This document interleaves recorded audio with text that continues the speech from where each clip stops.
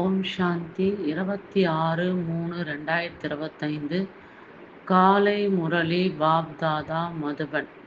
இனிமையான குழந்தைகளே, நீங்கள் தந்தையின் கையை பிடித்துள்ளீர்கள். குடும்ப விவகாரங்களில் இருந்தாலும் தந்தையை நினைவு செய்து கொண்டே தமோ பிரதானத்திலிருந்து சதோ பிரதானமாக ஆகிவிடுவீர்கள்.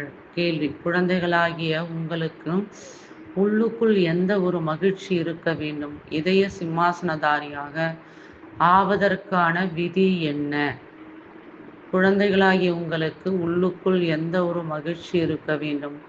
இதய சிம்மாசனதாரியாக ஆவதற்கான விதி என்ன? பதில்: ஞானக்கடலான தந்தை தினமும் நமக்கு ஞான ரத்தினங்களினால் தட்டுக்களை நிரப்பிக் கொடுக்கின்றார் என்ற மகிழ்ச்சி எப்போதும் இருக்க வேண்டும். எந்த அளவிற்கு யோகத்தில் இருப்பீர்களோ அந்த அளவிற்கு புத்தி தங்கமாகிக் கொண்டே செல்லும்.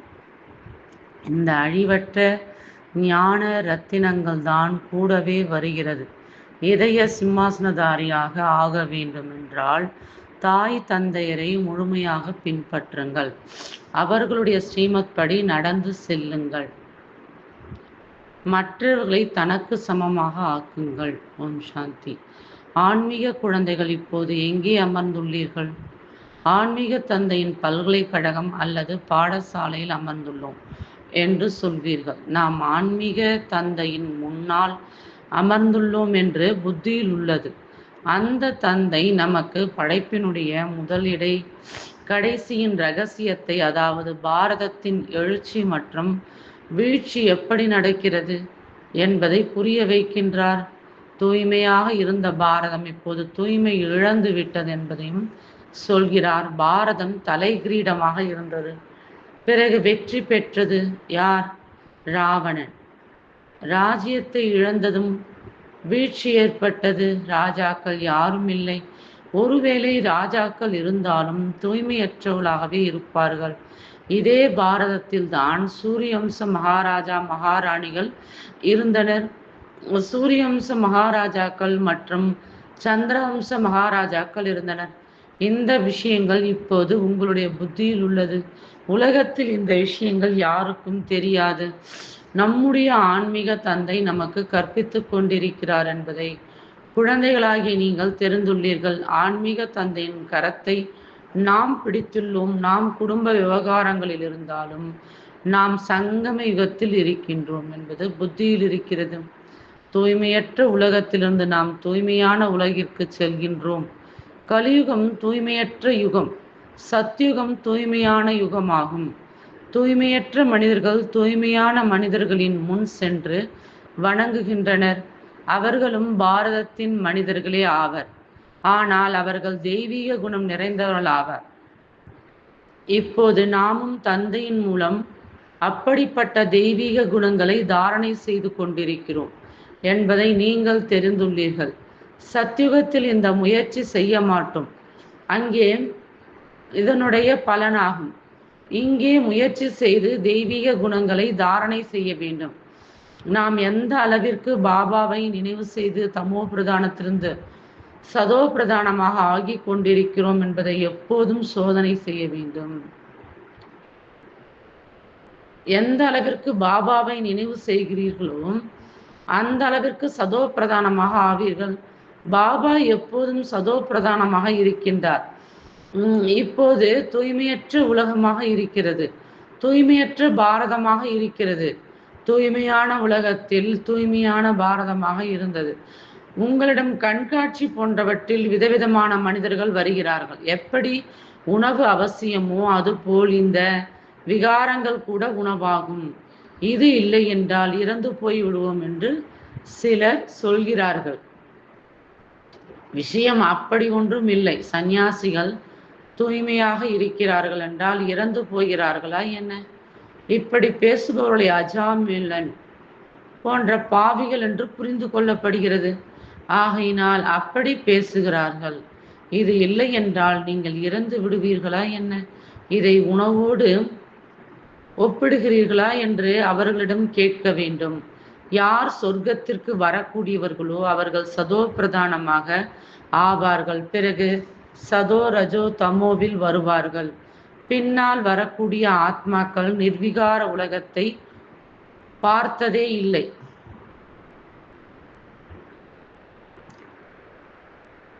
அந்த ஆத்மாக்கள் விகாரம் இல்லாமல் இருக்க முடியாது என்று சொல்வார்கள். யார் சூரிய வம்சத்தைச் சேர்ந்தவர்களோ அவர்களுக்கு இது சத்தியமான விஷயம் என்பது உடனே புத்தியில் வரும்.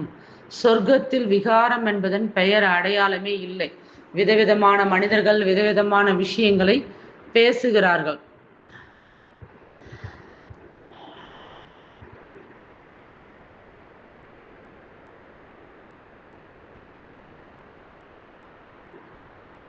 யார் மலராக ஆகக்கூடியவர்கள் என்பதை நீங்கள் புரிந்து கொள்கிறீர்கள். சிலர் முள்ளாகவே இருந்து விடுகிறார்கள். சொர்க்கத்தின் பெயரே மலர்களின் தோட்டம் என்பதாகும். இது முட்களின் காடாகும்.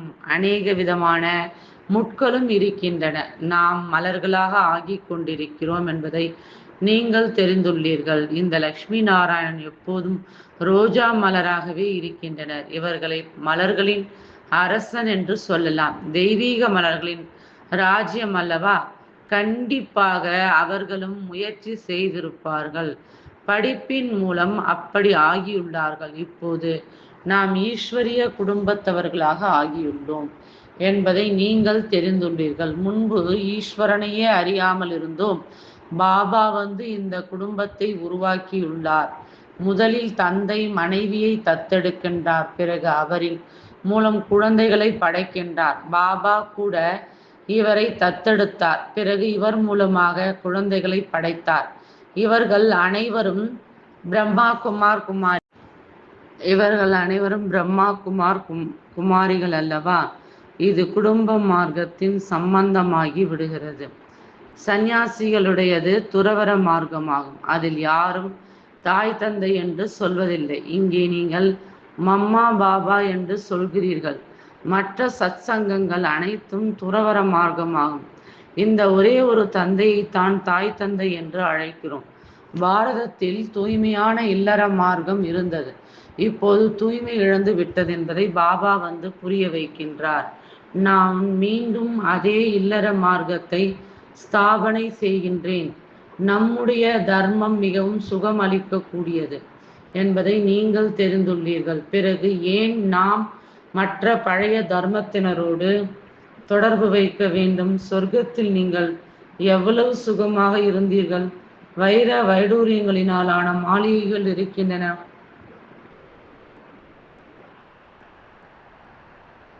இங்கே அமெரிக்கா ரஷ்யா போன்ற நாடுகளில் எவ்வளவு செல்வந்தர்கள் இருக்கிறார்கள். ஆனால் சொர்க்கத்தை போன்ற சுகம் இருக்க முடியாது. தங்க கற்களினால் யாரும் மாளிகைகளை உருவாக்க முடியாது. தங்க மாளிகை சத்தியுகத்தில் தான் இருக்கும். இங்கே தங்கம் எங்கே இருக்கிறது? அங்கே ஒவ்வொரு இடத்திலும் வைர வைடூரியங்கள் பதிக்கப்பட்டிருக்கும். இங்கே வைரங்களுக்கு எவ்வளவு விலை ஏறிவிட்டது. இவை அனைத்தும் மண்ணோடு மண்ணாகிவிடும். புதிய உலகத்தில் அனைத்து சுரங்கங்களும் நிரம்பிவிடும் என்று பாபா புரிய வைத்திருக்கிறார். இப்போது இவை அனைத்தும் காலியாகி கொண்டே இருக்கும். கடல் தேவதை வைர வைடூரியங்களின் தட்டை நிரப்பி கொடுத்தது என்று காட்டுகிறார்கள். வைர வைடூரியங்கள் அங்கே நிறைய கிடைக்கும்.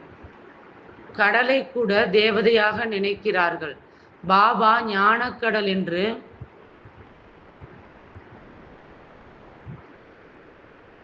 நீங்கள் புரிந்து கொள்கிறீர்கள். ஞானக்கடல் தந்தை தினமும் ஞான ரத்தினங்கள் வைடூரியங்களால் தட்டை நிரப்பி கொடுக்கின்றார் என்ற மகிழ்ச்சி எப்போதும் இருக்க வேண்டும். மற்றபடி அவை தண்ணீரின் கடலாகும். பாபா குழந்தைகளாகிய உங்களுக்கும் ஞான ரத்தினங்களை கொடுக்கின்றார். நீங்கள் அதை புத்தியில் நிரப்புகிறீர்கள்.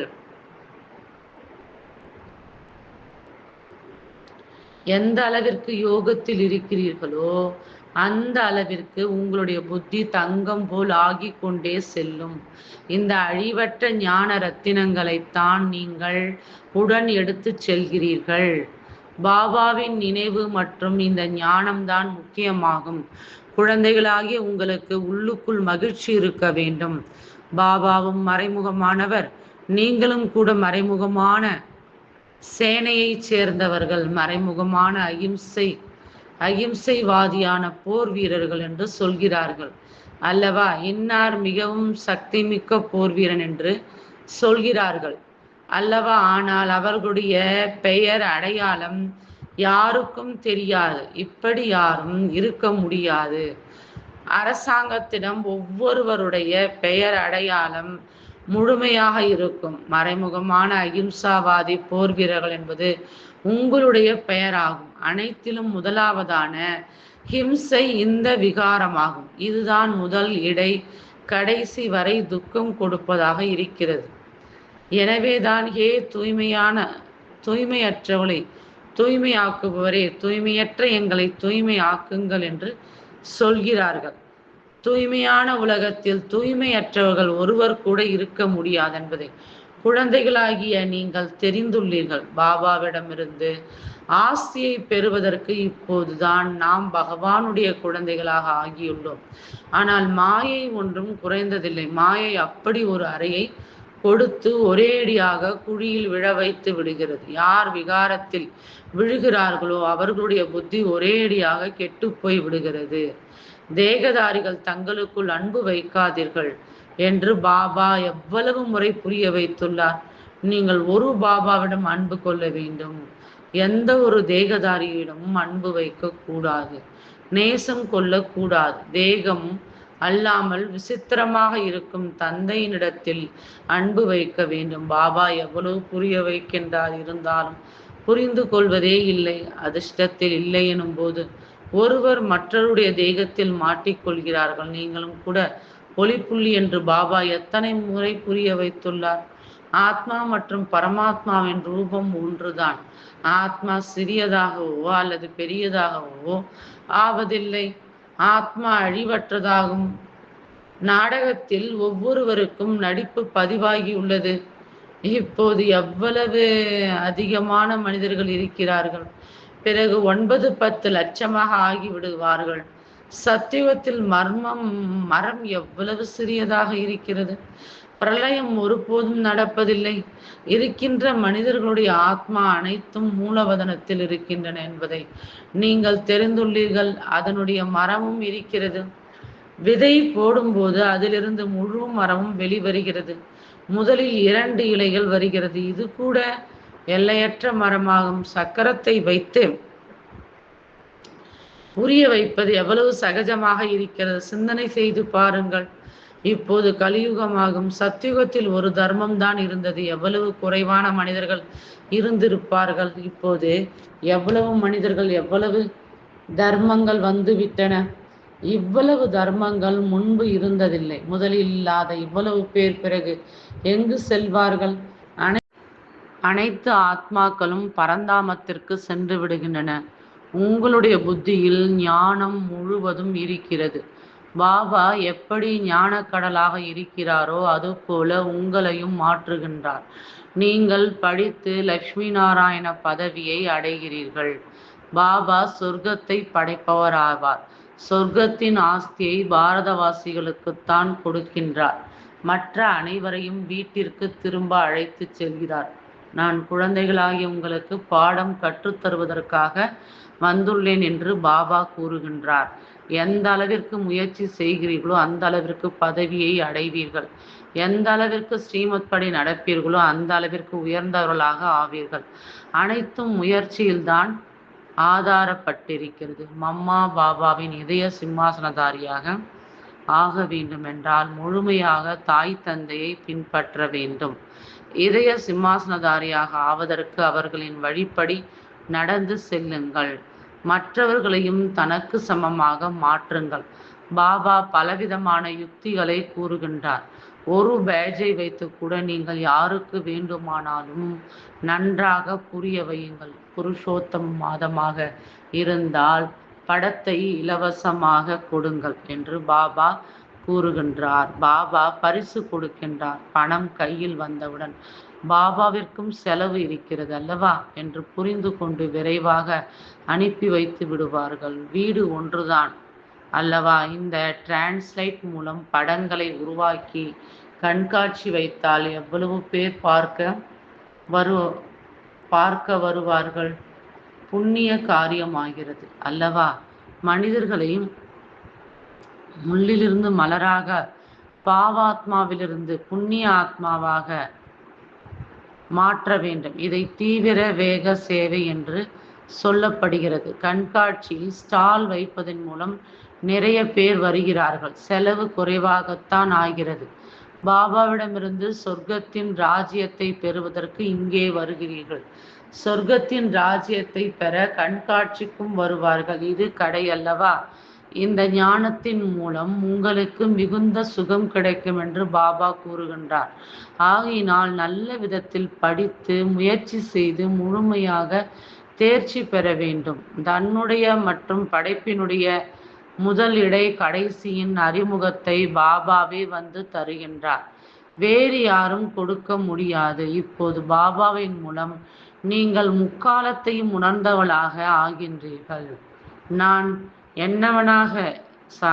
என்னவாக இருக்கின்றேனோ, எப்படி இருக்கின்றேனோ, அப்படி யதார்த்தமான விதத்தில் யாரும் தெரிந்திருக்கவில்லை. உங்களில் கூட வரிசை கிரமமாக இருக்கின்றீர்கள். ஒருவேளை யதார்த்தமான விதத்தில் தெரிந்திருந்தால் ஒருபோதும் விடமாட்டீர்கள். இது படிப்பாகும். பகவான் அமர்ந்து கற்பிக்கின்றார். நான் உங்களுடைய கீழ்ப்படிந்த சேவகன் என்று பாபா கூறுகின்றார். தந்தை மற்றும் ஆசிரியர் இருவருமே கீழ்ப்படிந்த சேவகர்களாக இருக்கிறார்கள். நாடகத்தில் என்னுடைய நடிப்பே அப்படித்தான் இருக்கிறது. பிறகு அனைவரையும் என்னோடு அழைத்து செல்வேன். ஸ்ரீமத் படி நடந்து மதிப்புடன் தேர்ச்சி பெற வேண்டும். படிப்பு மிகவும் சகஜமானதாகும். இதை படிக்க வைப்பவர் தான் அனைவரிலும் வயதானவர் ஆவார். நான் வயதானவன் அல்ல என்று சிவபாபா கூறுகின்றார். ஆத்மா ஒருபோதும் வயோதிகம் அடைவதில்லை. ஆத்மா கல்புத்தி உடையதாக ஆகிறது. என்னுடையது தங்க புத்தி ஆகும். எனவேதான் உங்களை தங்க புத்தி உடையவளாக ஆக்க வருகின்றேன். ஒவ்வொரு கல்பமும் வருகின்றேன். எண்ணற்ற முறை உங்களுக்கு கற்றுத்தருகின்றேன். இருந்தாலும் மறந்து விடுவீர்கள். சத்தியுகத்தில் இந்த ஞானத்திற்கான அவசியம் இருக்காது. பாபா எவ்வளவு நன்றாக புரிய வைக்கின்றார். இப்படிப்பட்ட தந்தையை கைவிட்டு விடுகிறார்கள். ஆகையினால் தான் மகா முட்டாளை பார்க்க வேண்டும் என்றால் இங்கே வந்து பாருங்கள் என்று சொல்லப்படுகிறது. எந்த தந்தையிடமிருந்து சொர்க்கத்தின் ஆஸ்தி கிடைக்கிறதோ அவரையே கைவிட்டு விடுகிறார்கள். நீங்கள் என்னுடைய வழிப்படி நடந்தீர்கள் என்றால் அமரலோகத்தில் விஸ்வ மகாராஜா மகாராணியாக ஆவீர்கள் என்று பாபா கூறுகின்றார். இது மரணலோகமாகும். நாம் பூஜிக்கத்தக்க தேவி தேவதைகளாக இருந்தோம் என்பதை குழந்தைகள் தெரிந்துள்ளீர்கள். இப்போது நாம் என்னவாக ஆகிவிட்டோம்? தூய்மையற்ற ஒன்றுமில்லாதவளாக ஆகிவிட்டோம். இப்போது மீண்டும் நாம் தான் இளவரசர்களாக ஆகப் போகிறோம். அனைவருடைய முயற்சியும் ஒரே மாதிரி இருக்க முடியாது. சிலர் பிரிந்து சென்று விடுகிறார்கள். சிலர் துரோகிகளாக ஆகிவிடுகிறார்கள். இப்படிப்பட்ட துரோகிகள் நிறைய இருக்கிறார்கள். அவர்களிடம் பேசக்கூட கூடாது. ஞானத்தின் விஷயங்களை தவிர வேறு எதையாவது கேட்டார்கள் என்றால் சைத்தான்கள் என்று புரிந்து கொள்ளுங்கள். நல்ல சகவாசம் கரை சேர்க்கும், தீய சகவாசம் மூழ்கடித்து விடும். யார் ஞானத்தில் புத்திசாலிகளோ, பாபாவிடம் மனதில் அமர்ந்திருக்கிறார்களோ அவர்களிடம் சகவாசம் வையுங்கள். அவர்கள் உங்களுக்கு ஞானத்தின் இனிமேலும் இனிமையான விஷயங்களை சொல்வார்கள். நல்லது, இனிமேலும் இனிமையான காணாமல் போய் கண்டெடுக்கப்பட்ட சேவை செய்யும் நன்றியுள்ள கட்டளைக்கு கீழ்ப்படியும் செல்ல குழந்தைகளுக்கு தாயும் தந்தையுமான பாப்தாதாவின் அன்பு நினைவுகளும் காலை வணக்கம். ஆன்மீக குழந்தைகளுக்கு ஆன்மீக தந்தை நமஸ்காரம். ஆன்மீக தந்தைக்கு ஆன்மீக குழந்தைகளின் அன்பு நினைவுகளும் நமஸ்காரம். தாரணைக்கான முக்கியச்சாரம்: யார் தேகமில்லாமல் விசித்திரமாக இருக்கிறாரோ அந்த தந்தையின் மீது அன்பு வைக்க வேண்டும். எந்த ஒரு தேகதாரியின் பெயர் ரூபத்திலும் புத்தி மாட்டிவிடக்கூடாது. மாயின் அடிவிழாமல் பாதுகாத்து கொள்ள வேண்டும். 2, ஞானத்தின் விஷயங்களை தவிர மற்ற விஷயங்களை பேசுபவரிடம் சகவாசம் வைக்கக்கூடாது. முழுமையாக தேர்ச்சி பெறுவதற்கு முயற்சி செய்ய வேண்டும். முட்களை மலர்களாக்கும் சேவை செய்ய வேண்டும். வரதானம்: ஒரு பாபாவை தவிர எனக்கு வேறு யாரும் இல்லை. இந்த நினைவு மூலம் சதா பந்தனங்களிலிருந்து விடுபட்டவர் மற்றும் யோக யுக்த் சதா யோக நிலையில் இருப்பவர் ஆகுக. ஒரு பாபாவை தவிர வேறு எனக்கு யாரும் இல்லை. இந்த நினைவு சதா பந்தன் முக்த் மற்றும் யோக யுக்த் நிலையில் இருப்பவர் ஆகுக. இப்போது வீட்டுக்கு திரும்புவதற்கான நேரம். எனவே பந்தன் முக்த் மற்றும் யோக யுக்த் ஆகுங்கள்.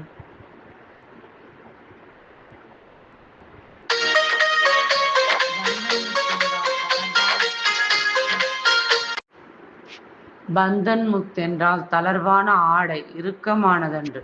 கட்டளை கிடைத்ததும் ஒரு வினாடியில் சென்று விட வேண்டும். அந்த மாதிரி பந்தன் முக்தி யோக யுக்த் ஸ்திதியின் வரதானம் பெறுவதற்காக சதா இந்த உறுதிமொழி நினைவில் இருக்க வேண்டும். ஒரு பாபா தவிர எனக்கு வேறு யாரும் இல்லை. ஏனென்றால் வீட்டுக்கு செல்வதற்கு மற்றும் சத்யுக ராஜ்யத்தில் வருவதற்காக இந்த பழைய சரீரத்தை விட வேண்டியது இருக்கும். எனவே சோதித்து பாருங்கள். எந்த மாதிரி எவரெடி ஆகியிருக்கிறேனோ அந்த மாதிரி எவரெடி ஆகியிருக்கிறேனா, அல்லது இதுவரையிலும் சில கயிறுகள் நம்மை கட்டி போட்டிருக்கின்றனவா? இந்த பழைய உடல் என்ற ஆடை இறுக்கமாக இல்லைதானே? ஸ்லோகன்: வீண் சங்கல்பம் என்ற அதிகப்படியான உணவை உட்கொள்ளாமல் இருப்பீர்களானால் அதிக எடையின் நோய்களில் இருந்து தப்பித்துக் கொள்வீர்கள். வீண் சங்கல்பம் என்ற அதிகப்படியான உணவை உட்கொள்ளாமல் இருப்பீர்களானால் அதிக எடையின் நோய்களில் இருந்து தப்பித்துக் கொள்வீர்கள். அச்சா. ஓம் சாந்தி.